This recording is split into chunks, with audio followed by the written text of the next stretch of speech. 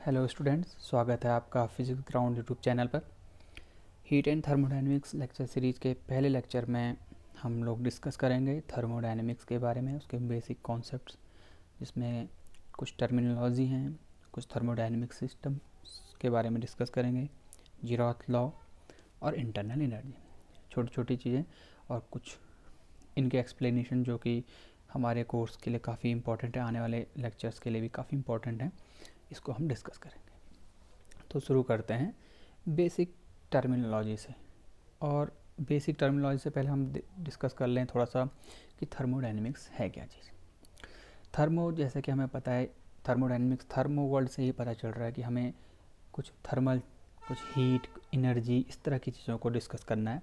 Dynamics का मतलब है जब वो मूविंग स्टेट में होंगी या मोशन में होंगी या अपने एक स्टेट से दूसरे स्टेट में कुछ चेंज कर, अपनी पोजीशन, अपनी स्टेट, अपने कोऑर्डिनेट्स को चेंज कर रही होंगी। तो बेसिक डेफिनेशन जैसा अगर हम कहें, थर्मोडायनेमिक्स के है branch of physics that deals with the relationship between heat and other form of energy. Heat और उसकी जो दूसरी एनर्जी की फॉर्म्स हैं उनके बीच में जो रिलेशन है उसको हम स्टडी करेंगे। और जब भी हम कोई चीज़ इसमें स्टडी करेंगे, हमें प्रोसेस जो होगी वो अपनी स्टेट चेंज कर रही होगी, एक पोजीशन से दूसरे पोजीशन। यहाँ पर पोजीशन का मतलब स्टेट ही है, एक स्टेट से दूसरे स्टेट कुछ पैरामीटर जो है चेंज हो रहे होंगे। ओके, इसमें हमें आगे जाके हम डिस्कस करेंगे इंटरनल एनर्जी के concept, various types of thermodynamic processes, Carnot cycle, various laws in thermodynamics, ये सब चीज़ें। सबसे पहले जो बात आती है थर्मोडायनेमिक्स में, वो बात आती है हम प्रोसेस को कहाँ पे कर रहे हैं और प्रोसेस के साथ किन किन चीज़ों का इंटरफेयर है। तो सबसे पहली चीज़ है सिस्टम। सिस्टम वो पोर्शन है मैटर, जहाँ पे portion of matter in the universe which is under study. मतलब सिस्टम आप समझ सके, हम कोई थर्मोडायनेमिक प्रोसेस परफॉर्म कर रहे हैं या कहीं पे वो प्रोसेस हो रही है, तो उस रीजन को, उस उतने पार्ट को हम क्या कहते हैं, सिस्टम कहते हैं। और सिस्टम के बाद जो बच गया है, जो उसके बाहर जो भी है, उसको हम क्या कहेंगे, सराउंडिंग करेंगे।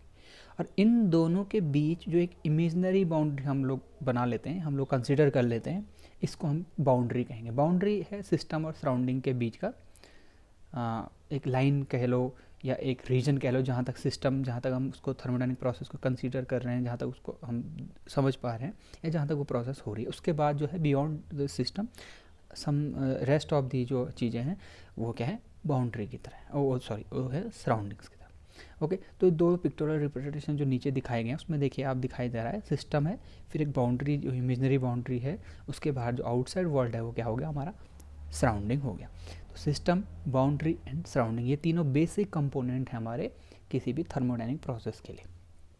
नाउ, तो ये जो सिस्टम हमने डिफाइन किया, ये सिस्टम, अब इस थर्मोडायनेमिक सिस्टम तीन तरीके के हम डिफाइन करते हैं depending on the nature of the boundary. Boundary के नेचर पे डिपेंड करते हैं कि कितने तरह के सिस्टम होंगे। तो बेसिकली हमारे पास तीन है, open system, the second one is close system and the third one is isolated system. तो ध्यान रखने वाली बात है कि नेचर किसका, हम किसका नेचर देख रहे हैं, बाउंड्री का नेचर देख रहे हैं। तो ओपन सिस्टम किस तरह के सिस्टम को कहेंगे, जैसे कि पिक्टोरियल रिप्रेजेंटेशन में आप देखेंगे, हमने एक कॉफ़ी मग रखा हुआ है और उसका ऊपर जो है वो ऊपर से ओपन है, जैसे नाम भी इसका ओपन सिस्टम है। अब जो बाउंड्री है ही नहीं वहाँ पे, बाउंड्री का ओपन हो गया, बाउंड्री नहीं है मतलब हमें दिखाई नहीं दे रहा है, ओपन है एकदम से। तो एकदम से क्या हो रही है, अगर कुछ भी चीज़ जो है, जो उस कॉफ़ी मग से जो भी इवापोरेशन की तरह जो भी भाप बन के जो निकल रहा है, वो क्या है, एनर्जी और मैटर, दोनों चीज़ें। मैटर, अगर हम थर्मोडायनेमिक्स की टर्म्स में बात करें, थर्मोडायनेमिक की लैंग्वेज में बात करें, तो ओपन सिस्टम उन सिस्टम्स को कहते हैं जिसमें सिस्टम मैटर और एनर्जी का ट्रांसफ़र कर सकता है बाउंड्री के बियॉन्ड जो सराउंडिंग्स है उसके साथ, या सराउंडिंग से सिस्टम के अंदर भी क्या आ सकता है, मैटर और एनर्जी दोनों ट्रांसफ़र हो सकती है। Second one is close system. इस तरह के सिस्टम्स में क्या है, no mass transfer across this system boundary. System का सराउंडिंग के साथ या सराउंडिंग का सिस्टम के साथ किसी भी तरह का मास ट्रांसफ़र, मास का एक्सचेंज नहीं होगा, but energy can transfer, energy transfer हो सकती है, एनर्जी को हम ट्रांसफ़र कर सकते हैं। एनर्जी सराउंडिंग से सिस्टम में भी आ सकती है, सिस्टम से सराउंडिंग में भी जा सकती है। Third one is the isolated system. Iso means constant. Isolated system means इस तरह के सिस्टम्स में क्या होगा, neither matter nor energy transfer. ना तो एनर्जी ट्रांसफ़र हो सकती है, ना ही मैटर ट्रांसफ़र हो सकता है. किसके साथ? सिस्टम सराउंडिंग के साथ भी नहीं कर सकता, सराउंडिंग सिस्टम के साथ भी नहीं कर सकता. इसका मतलब जो बाउंड्री यहाँ पे जो बनी होगी वो क्या होगी, कंप्लीटली आइसोलेटेड बाउंड्री होगी. जैसा हमारे यहाँ पे जो पिक्टोरियल रिप्रेजेंटेशन में थर्मस दिखाया गया है, तो इसकी जो बाउंड्री होगी वो क्या होगी, कंप्लीटली इंसुलेटेड बाउंड्री होगी. ना तो बाहर से कोई एक्सचेंज अंदर लेके आ सकता है मैटर एनर्जी को, ना अंदर से मैटर एनर्जी बाहर जा सकती है. ठीक है. अब हम जब किसी थर्मोडायनेमिक प्रोसेस की बात करते हैं तो हमें उसकी थर्मोडायनेमिक स्टेट के बारे में डिफाइन करना है. स्टेट दिखानी पड़ती है, स्टेट बतानी पड़ती है. स्टेट कौन सी स्टेट में था, कुछ प्रोसेस हुई और कौन से स्टेट में चले गया. तो जो स्टेट होती है, जो कंडीशन है सिस्टम की, उस कंडीशन को कुछ ऑब्जर्वेबल प्रॉपर्टीज़ हैं उनकी टर्म्स में हम डिस्कस करते हैं. और इन वेरिएबल्स को कहते हैं टेम्परेचर, प्रेशर एंड वॉल्यूम. ये तीन बेसिक हमारे पास के वेरिएबल हैं. टेम्परेचर कैपिटल टी से रिप्रेजेंट कर रहे हैं, प्रेशर कैपिटल पी से, वॉल्यूम कैपिटल वी से. तो ये जो तीनों बेसिक हैं पैरामीटर हैं, temperature and pressure and volume, ये क्या है, हमारे थर्मोडायनेमिक वेरिएबल है. ये वेरिएबल अगर सिस्टम होमोजीनियस है तो इन तीनों से काम चल जाता है. होमोजीनियस का मतलब एक तरह का आइडेंटिकल. जैसा अगर हमने कहा हमने एक सिस्टम कंसिडर किया है, कोई सिलेंड्रिकल शेप का कंटेनर है और हमने उसमें आइडियल गैस फिल की है, तो ये होमोजीनियस सिस्टम हो गया. एक ही तरह के उसमें एक ही तरह के क्या है, आइडेंटिकल पार्टिकल, आइडेंटिकल मॉलिक्यूल्स हैं, होमोजीनियस सिस्टम कहलाएगा. दूसरी ओर अगर सिस्टम क्या है, इस तरह का आइडेंटिकल केस नहीं है, हमारे पास कई तरह की मिक्सिंग है, गैसेस के मिक्सिंग है, तो हम उसको इनहोमोजीनियस कहेंगे. ठीक है. इनहोमोजीनियस के केस में बस हमें ध्यान रखना है कि इसके अलावा टेम्परेचर, प्रेशर, वॉल्यूम के अलावा हम एक और वेरिएबल ले लेते हैं, हम कहते हैं कंपोजिशन को भी ध्यान में रखा जाएगा.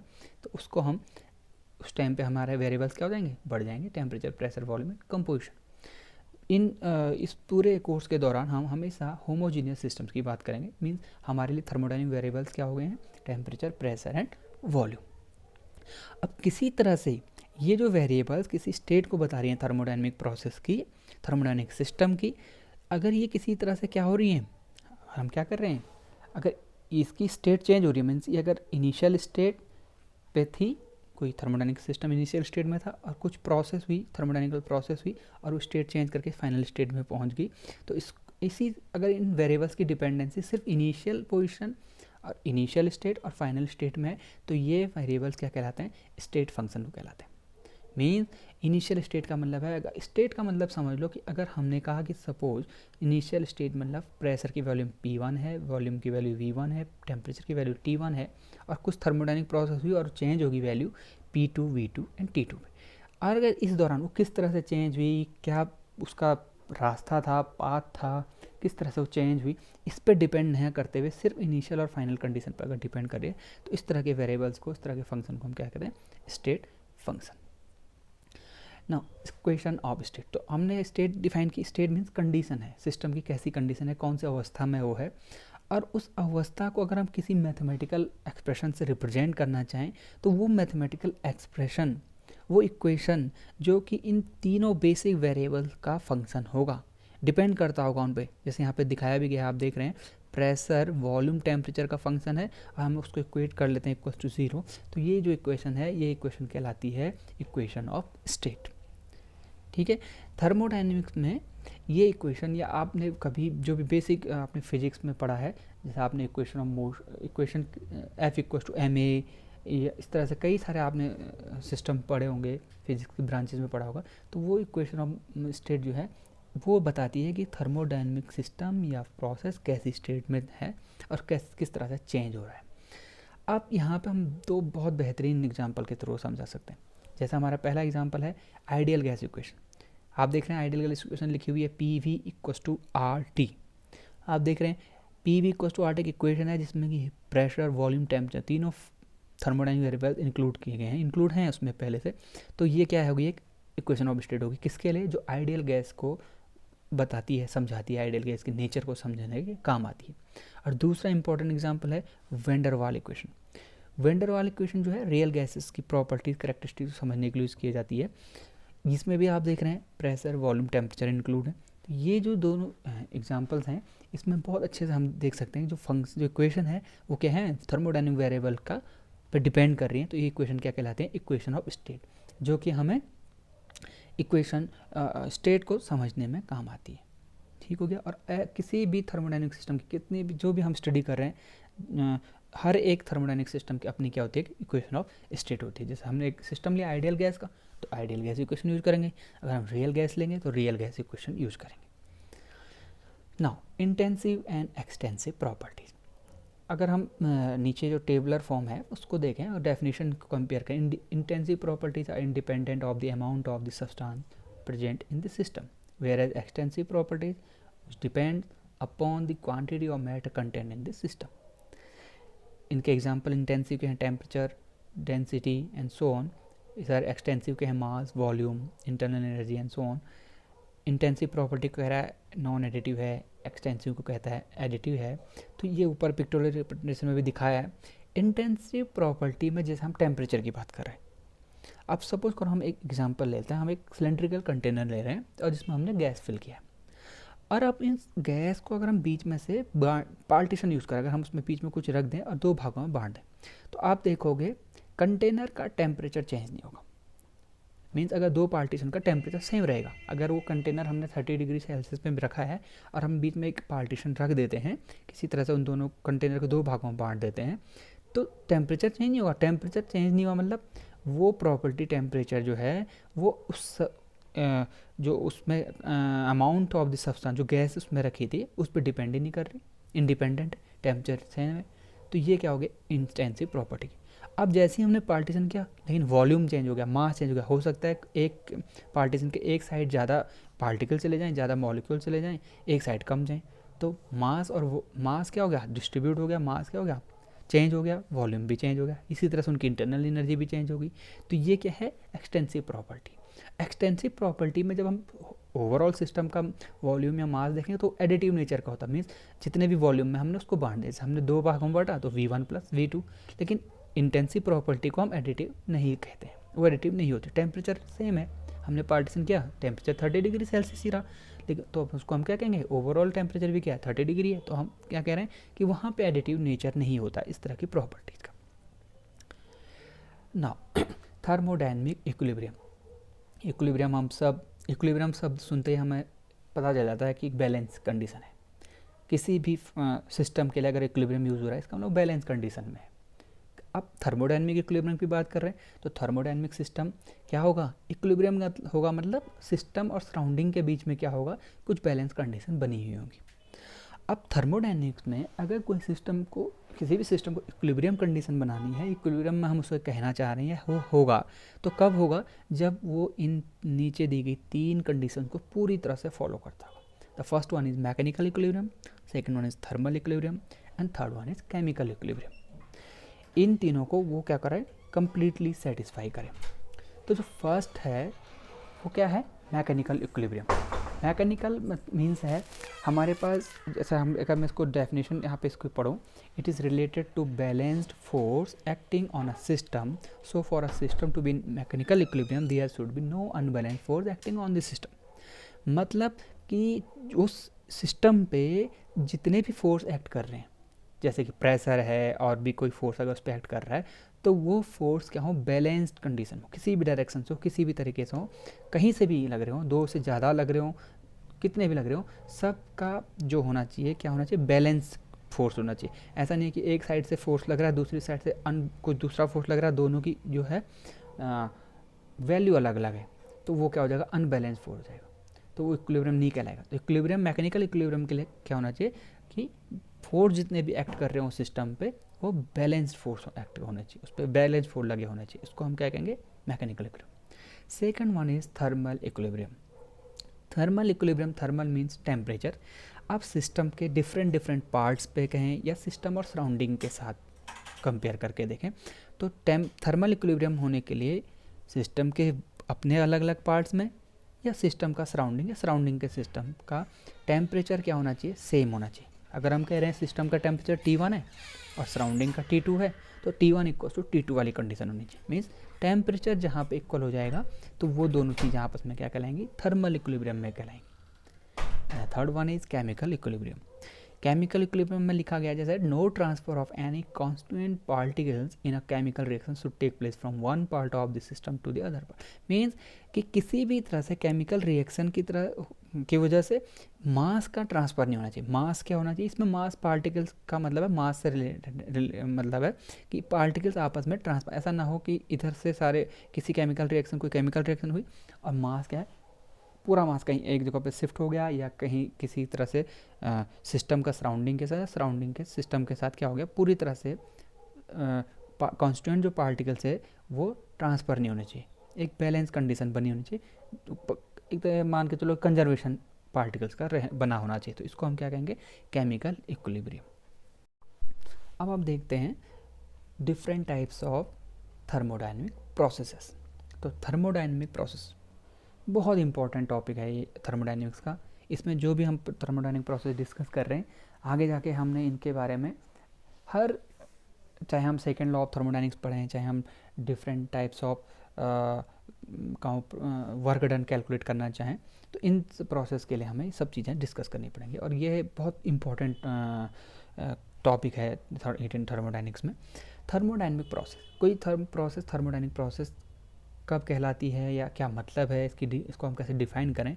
तो हम क्या कहेंगे कि जब भी कोई सिस्टम अपनी इनिशियल स्टेट से किसी दूसरी स्टेट, फाइनल स्टेट से, हम उसको फाइनल स्टेट कह रहे हैं, इसमें जा रहा है, तो उसको हम कहेंगे थर्मोडायनेमिक प्रोसेस हो गई, किसी भी तरीके से हो रही है। चाहे हम सिस्टम को, जैसे कि हम क्या कह रहे हैं, हमने आइस को कुछ हीट सप्लाई किया, आइस क्यूब को सॉलिड फॉर्म में था, हीट सप्लाई किया और वो क्या होगा, लिक्विड फॉर्म में चेंज हो गया। ठीक है, तो आइस क्या है, उसकी इनिशियल स्टेट है, उसका कुछ प्रेशर, वॉल्यूम और टेम्परेचर की वैल्यू हम डिफाइन कर सकते हैं। हमने उसको हीट सप्लाई किया, वो किसी तरीके से दूसरे फॉर्म में चले गया, लिक्विड फॉर्म में चले गया, वहाँ पर उसकी प्रेशर की वैल्यू P2 हो गई, वॉल्यूम V2 हो गया, टेम्परेचर T2 हो गया, मीन्स चेंज हो गया उनके वेरिएबल्स में। तो ये जो ऑपरेशन हो रहा है, ये जो प्रोसेस हो रही है, इसको हम क्या कहते हैं? Thermodynamic process. Means change variables में भी चेंज होना है। तो उसको अगर हम डेफिनेशन के तौर पे देखें, a thermodynamic process may be defined as an operation by which a thermodynamic system changes from one state to another state. Mean thermodynamic process क्या है? एक ऑपरेशन है, जिसके ऑपरेशन है उसमें क्या हो रहा है, कोई थर्मोडायनेमिक सिस्टम अपनी स्टेट चेंज कर रहा है। तो थर्मोडायनेमिक प्रोसेस तो हमने सपोज किया आइस को लिक्विड फॉर्म में चेंज किया, ये थर्मोडायनेमिक प्रोसेस हो गई। थर्मोडायनेमिक प्रोसेस यहाँ पे डिफाइन हो, हमने क्या चीज़ें कांस्टेंट रखी, किस चीज़ कुछ कंस्टेंट लगे होंगे, उसके हिसाब से हमने क्या किया है, इस थर्मोडायनेमिक प्रोसेस में इसके सिस्टम के वेरिएबल चेंज कर दिए। पहले वो कुछ वेरिएबल थे P1 V1 V2, P1 V1 T1 और वो चेंज हो गया P2 V2 T2 में। तो ये क्या कहलाएगी? थर्मोडायनेमिक प्रोसेस कहलाएगी। तो हमारे पास 4 इंपॉर्टेंट थर्मोडायनेमिक प्रोसेस हैं। The first one is isothermal process, second one is adiabatic process, third one is isochoric process, fourth one is isobaric process. तो आइसोथर्मल प्रोसेस क्या है? Processes during which temperature of a system remains constant. ऐसी thermodynamic process जिसके दौरान, जब वो पहली initial state से फाइनल स्टेट में जा रही है, इस दौरान क्या रहे, टेम्परेचर की वैल्यू कांस्टेंट रहे, उसको हम क्या कहेंगे? आइसोथर्मल। आइसो वर्ड यूज हो रहा है, मतलब आइसो मतलब कांस्टेंट, थर्मल मतलब टेम्परेचर। ऐसी प्रोसेस जिसके दौरान जब वो सिस्टम एक इनिशियल स्टेट से अपनी अनदर स्टेट, जो फाइनल स्टेट है, उसमें चेंज हो रहा है उसका, तो उस प्रोसेस के दौरान अगर टेम्परेचर की वैल्यू कांस्टेंट है तो उसको हम क्या कहेंगे? Isothermal process, T equals to constant. Second one is adiabatic process. Adiabatic में क्या होता है, सिस्टम सराउंडिंग या सराउंडिंग सिस्टम के बीच में किसी भी तरह का हीट एनर्जी का कोई भी ट्रांसफ़र नहीं होता, कोई एक्सचेंज नहीं हो सकता, ना अंदर से बाहर सिस्टम से सराउंडिंग में, ना सिस्टम सराउंडिंग से सिस्टम में, है ना। No heat can flow from the system to the surrounding और vice versa in this kind of process. The third one is isochoric process. Isochoric process ऐसी प्रोसेस को कहते हैं जिसके दौरान वॉल्यूम कांस्टेंट रहता है सिस्टम का, है ना। Volume remains constant. Process during which the volume of the system is kept constant are called isochoric constant. हम वॉल्यूम कांस्टेंट, इन सब प्रोसेस में हम जो पैरामीटर की बात करें उनको हम रख भी सकते हैं, कांस्टेंट रख सकते हैं, या वो रखी जाती है। केप्ट कांस्टेंट मीन्स रखी जा रही है, केप्ट कांस्टेंट, या हम रख सकते हैं, ठीक है। Isobaric process. Isobaric process, iso means again constant बेरिक मतलब हम प्रेशर से रिलेटेड है, तो इस दौरान क्या रहेगा, ऐसी प्रोसेस जिनके दौरान क्या हो रहा है, प्रेशर की वैल्यू क्या है, कांस्टेंट है या कांस्टेंट रखी जाती है, ऐसी प्रोसेस को हम क्या कहते हैं, आइसोबेरिक प्रोसेस। तो आइसोथर्मल प्रोसेस में क्या होगा, temperature equal to constant. Adiabatic process में क्या हो रहा है, हीट एक्सचेंज नहीं हो रहा, तो क्यू जो कि हमारा क्यू रिप्रेजेंट करता है हीट को, Q equal to constant. Isochoric process में क्या हो रहा है, आइसोकोरिक प्रोसेस में क्या होता है, volume V equal to constant. Isobaric process में क्या होता है, आइसोबेरिक प्रोसेस में क्या होना है, P इक्वल टू कांस्टेंट। तो ये चारों जो प्रोसेस हैं यहाँ पे हम इस पिक्टोरियल रिप्रेजेंटेशन में देख सकते हैं। और अगर हम नीचे से शुरू करते हैं साइड से, तो आइसोथर्मल प्रोसेस देखो आप देख रहे होंगे, ये हमारी प्रैक्टिकल डेली लाइफ के एग्जांपल हैं। हमने क्या किया, कोई केटल में हमने क्या किया, पानी गर्म कर रहे हैं, ऊपर से खुला हुआ है, तो अगर हमने टेम्परेचर मेजर करने के लिए थर्मामीटर यूज़ किया है, तो पानी बॉयल हो रहा है, तो उस दौरान क्या रहेगा, टेम्परेचर अगर कांस्टेंट है तो इसे हम क्या कहेंगे, आइसोथर्मल प्रोसेस।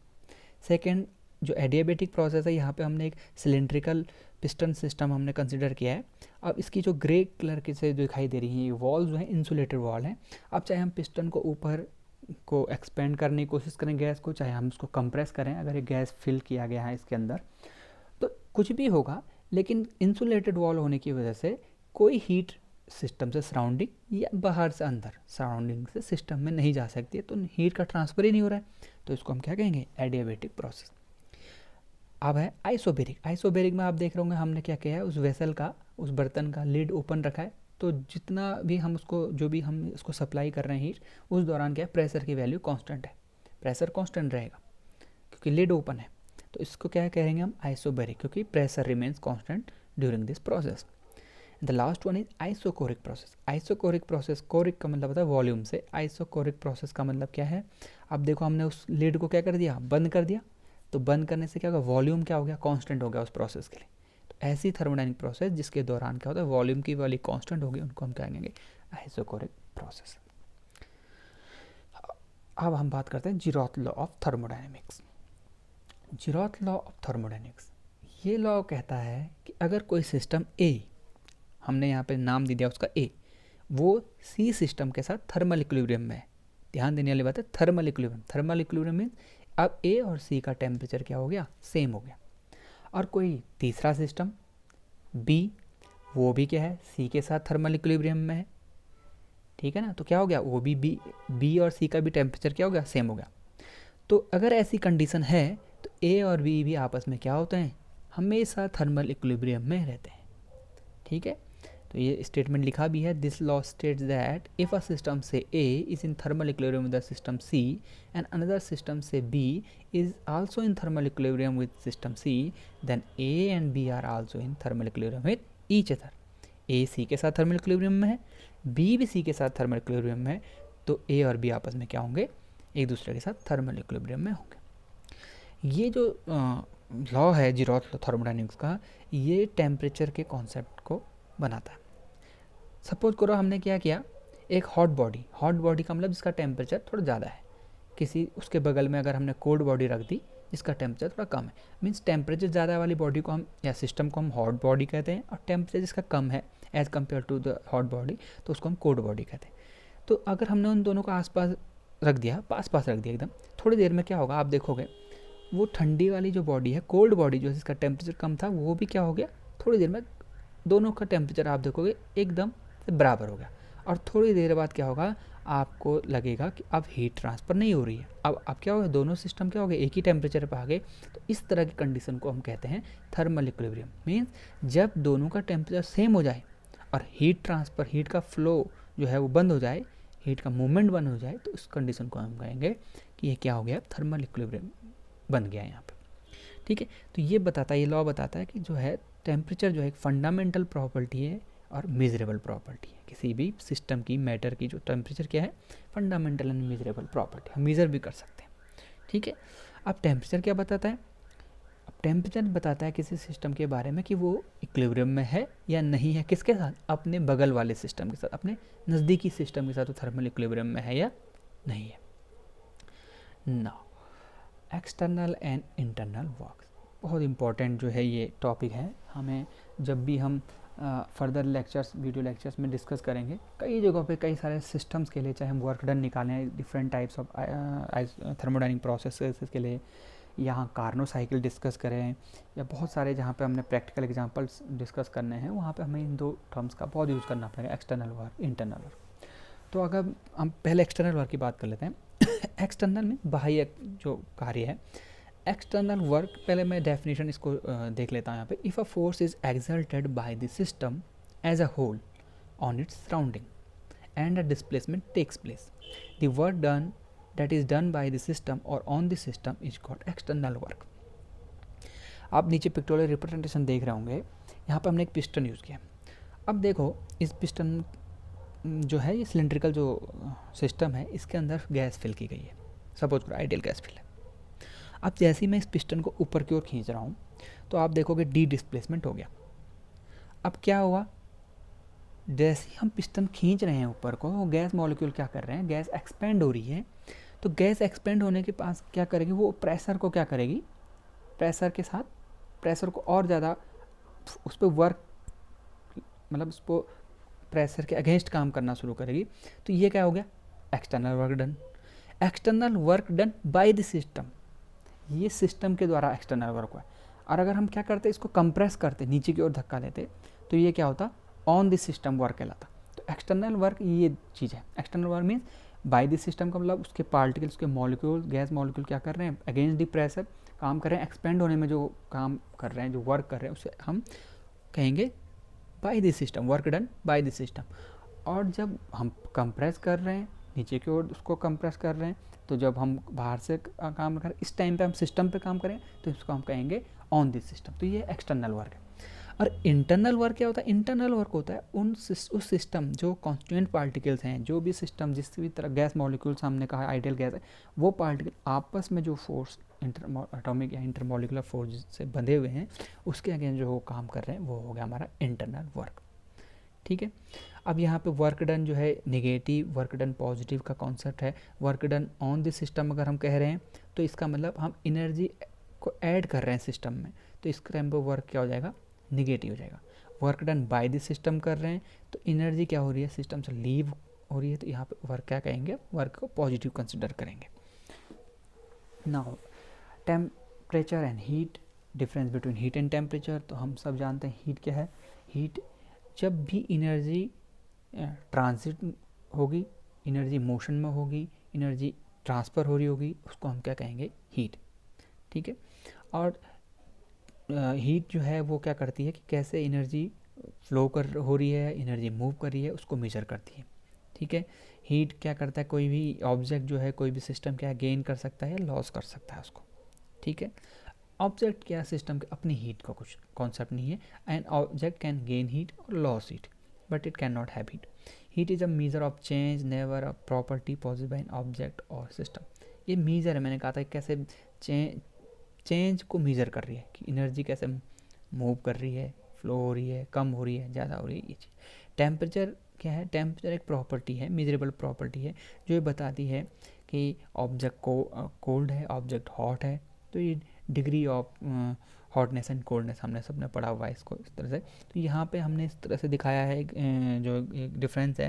डेफिनेशन की बात करें तो हीट क्या है, heat of an object is the total energy of all the molecular motion inside that object, whereas temperature is the measure of the thermal energy और average heat of the molecules in a substance। ऐसा unit heat की joule, temperature की kelvin. Other unit जो हैं heat की joule, calories, temperature की हैं Fahrenheit, Celsius, kelvin. Symbol जो है हम यूज़ करते हैं यहाँ पे, हम कैपिटल क्यू जो है अपर केस जो है उसको हम हीट के लिए यूज़ करते हैं, और अपर केस टेम्परेचर का जो टी का जो है वो टेम्परेचर के लिए यूज़ कर रहे हैं। इसी तरह हम एबिलिटी टू डू वर्क की बात करें तो हीट इज है, it has the ability to do work. Heat क्या है, कार्य करने की एबिलिटी है उसमें। और temperature it can be use to measure the degree of heat. मैंने कहा था टेम्परेचर की हमें बेसिक डेफिनेशन पता है, ये हॉटनेस एंड कोल्डनेस जो है वो बताती है। तो ये हमारे पास बेसिक डेफिनेशन है हीट और टेम्परेचर का, बेसिक डिफरेंस भी हम कह सकते हैं। नाउ इंडिकेटर डायग्राम, बहुत इंपॉर्टेंट जो टॉपिक है यहाँ पे, इंडिकेटर डायग्राम। अब हम जो भी थर्मोडायनिक प्रोसेस कर रहे हैं, अगर हमें उसे ग्राफिकल रिप्रेजेंटेशन देना है या ग्राफ के फॉर्म में उसको दिखाना है, तो वो ग्राफ जिन भी दो पैरामीटर्स के बीच बनता है उसको हम इंडिकेटर डायग्राम कहते हैं। Means a graph between pressure and volume is called an indicator diagram और पीवी डायग्राम, है ना। Graph between pressure and volume, देखो वाई एक्सिस पे प्रेशर है, एक्स एक्सिस पे वॉल्यूम है, और एक हमने ग्राफ लिया है ए बी जो है प्रोसेस हो रही है कोई, ए बी जो रेड कलर से हमने यहाँ पे दिखाया है, ये ए बी एक प्रोसेस है। मीन्स ए उसकी इनिशियल कंडीशन है और बी उसकी फाइनल कंडीशन है। तो ये जो ग्राफ है, और ये ग्राफ अगर प्रेशर वॉल्यूम के बीच में ड्रॉ किया गया है, तो इस ग्राफ को हम कहेंगे इंडिकेटर डायग्राम। ठीक है, क्या रिप्रेजेंट करता है, कोई भी थर्मोडायनामिक प्रोसेस जो अंडर कंसिडरेशन है उसको हम रिप्रेजेंट कर सकते हैं इंडिकेटर डायग्राम। अब यहाँ पे सबसे इंपॉर्टेंट चीज़ क्या, अगेन मैंने एक pictorial representation left hand side में यूज़ किया है, देखेंगे आप, वही एग्जांपल है, हमने एक सिलेंड्रिकल शेप का सिस्टम कंसिडर किया है। अब देखेंगे थोड़ा सा मैं अगर पिस्टन को ऊपर की ओर खींच लेता हूँ, तो गैस मॉलिक्यूल क्या कर रहे हैं, इसके अंदर गैस, आइडियल गैस अगर हमने फिल किया तो गैस मॉलिक्यूल ऑफ कोर्स क्या करेंगे, एक्सपेंड करने की कोशिश करेंगे। सपोज करो हमने स्मॉल डी से इसको डिस्प्लेसमेंट हुआ, तो इस स्मॉल डी में जो डिस्प्लेसमेंट, तो वर्क कितना होगा, वो गैस मॉलिक्यूल के द्वारा जो एक्सटर्नल वर्क करेगा कितना होगा, फोर्स इनटू डिस्प्लेसमेंट। अब फोर्स यहाँ पे क्या है, प्रेशर इनटू एरिया, जो एरिया है उसका लोअर साइड जो एरिया है पिस्टन का, उस पर कितना प्रेशर गैस मॉलिक्यूल लगा रहे हैं, तो वो क्या है, उसका प्रेशर इनटू एरिया फोर्स है। तो ये स्मॉल प्रेशर इनटू एरिया क्या हो गया, pressure into area into D, तो हमारा वर्क क्या हो गया, F into T which is equal to P into A into D. अब ये डी क्या है, स्मॉल डिस्प्लेसमेंट है, तो हमारा एरिया इंटू डिस्प्लेसमेंट क्या हो जाएगा, हमारा बहुत स्मॉल चेंज इन वॉल्यूम हो जाएगा। तो हमारा वर्क क्या हो गया, स्मॉल जो वर्क हुआ यहाँ पे बहुत कम जो काम हुआ है वो क्या हो गया, पी इंटू डेल्टा वी। अगर मैं कहूँ कि जब इनिशियल कंडीशन थी जो हमने ग्राफ में ए से रिप्रेजेंट की है, सपोज वहाँ पे उसकी वैल्यू थी V1, वॉल्यूम की वैल्यू क्या थी V1, और वो वॉल्यूम अब पूरा चेंज होकर कहाँ चले गया, V2 पे, फाइनली हमने उसको V2 पे पहुँचाया। तो इस पूरे दौरान, इस दौरान क्या होगा, V1 से V2 पहुँचने में कम जो टोटल वर्क डन होगा उसको हम क्या कर सकते हैं, जो स्मॉल ये वर्क डन आया उसको हम इंटीग्रेट कर सकते हैं with in limit V1 to V2। तो हमारा वर्क क्या हो गया कंप्लीट प्रोसेस के लिए, P dot D V, limit क्या होगी V1 से V2। और अब हम ग्राफ को देखें तो ये जो हमने ब्लू कलर से एरिया शेडेड एरिया है, ये एरिया जो है अंडर दिस कर्व ये एरिया क्या देगा हमें, ये भी वही वर्क डन देगा। तो हमने यहाँ पे इसको लिख लिया है कि work equals to integration of P dot D V, limits हैं V1 to V2 equals to the area under this curve that is ABCDA। तो इंडिकेटर डायग्राम हमेशा क्या देता है, जो भी प्रोसेस थर्मोडायनामिक प्रोसेस हमने रिप्रेजेंट की है इस ग्राफ में, उस ग्राफ के अंडर जो एरिया आ रहा है वो एरिया क्या देता है, वर्क डन ड्यूरिंग जो भी थर्मोडायनामिक प्रोसेस हम कंसिडर कर रहे हैं। अभी हमने यहाँ पे ए बी थर्मोडायनामिक प्रोसेस ली है, तो ए बी जो है वो कोई थर्मोडायनामिक प्रोसेस को रिप्रेजेंट कर रहा है, तो उसके अंडर जो ग्राफ है वो क्या बता रहा है कि वो वर्क डन बता रहा है, और उसको हम कैलकुलेट भी कर सकते हैं। नाउ इंटरनल एनर्जी किसी भी थर्मोडायनामिक सिस्टम की टोटल एनर्जी है। ये कहिए कि store of energy which is not apparently shown by a system but is still capable of doing work, ऐसी एनर्जी जो हमें दिखाई नहीं दे रही लेकिन वो कार्य कर रही है। इंटरनल एनर्जी दो तरह की होती है, internal kinetic energy, internal potential energy. तो टोटल एनर्जी इंटरनल एनर्जी क्या होगी, sum of internal kinetic energy plus internal potential energy. Internal kinetic energy, जैसे कि हमें काइनेटिक एनर्जी पता है, इंटरनल काइनेटिक एनर्जी क्या है, energy possess due to the motion of particles of the system. ये ट्रांसलेशनल मोशन भी हो सकता है, रोटेशनल मोशन भी हो सकता है, वाइब्रेशनल मोशन भी हो सकता है, उसके कारण से जो एनर्जी है उसको हम काइनेटिक एनर्जी कहेंगे। इसमें क्या होता है, मोशन में रहता है पार्टिकल, हमेशा क्या रहेगा, मोशन में रहेगा।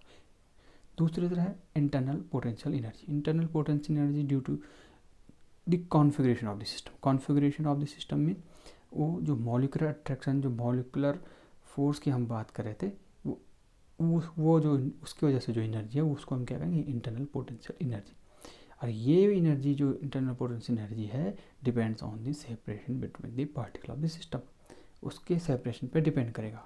वो सेपरेशन डिसाइड करेगा कि वो अट्रैक्शन फोर्स कितना होगा, और वो एनर्जी जो इसमें जिससे मिलेगी उसको हम क्या कहेंगे, इंटरनल पोटेंशियल एनर्जी।